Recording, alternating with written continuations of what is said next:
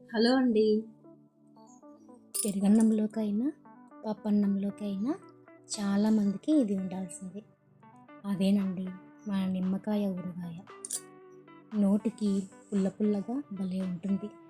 ఎలా చేయాలో చూద్దాం రండి.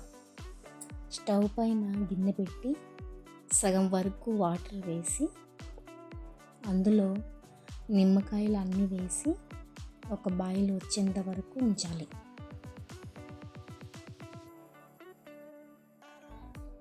ఒక బాయిల్ వచ్చేంత వరకు ఉంచి చిల్లులు గిన్నెలోకి తీసుకోవాలి.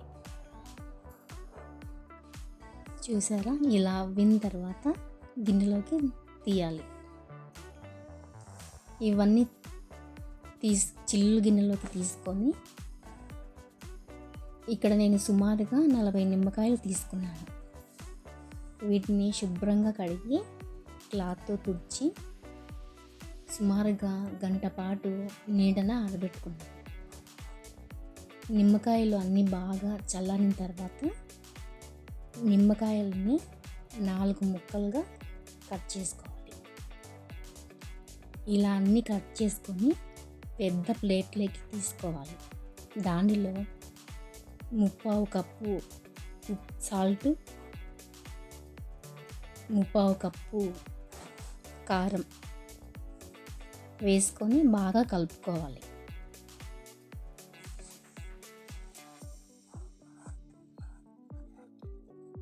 ఈ మిశ్రమాన్ని బాగా కలుపుకున్న తర్వాత ప్లాస్టిక్ డబ్బాలోకి తీసుకోవాలి. నేను తక్కువ ఊరగాయ పెట్టాను కాబట్టి మూత పెట్టాను. మీరు ఎక్కువ చేసుకుంటే మూత పెట్టకుండా క్లాత్ కట్టండి. ఇలా అంతా మిక్స్ చేసుకొని డబ్బాలోకి తీసుకోవాలి. ఎంతో రుచిగా ఉండే నిమ్మకాయ ఊరగాయ మీరు కూడా ట్రై చేయండి.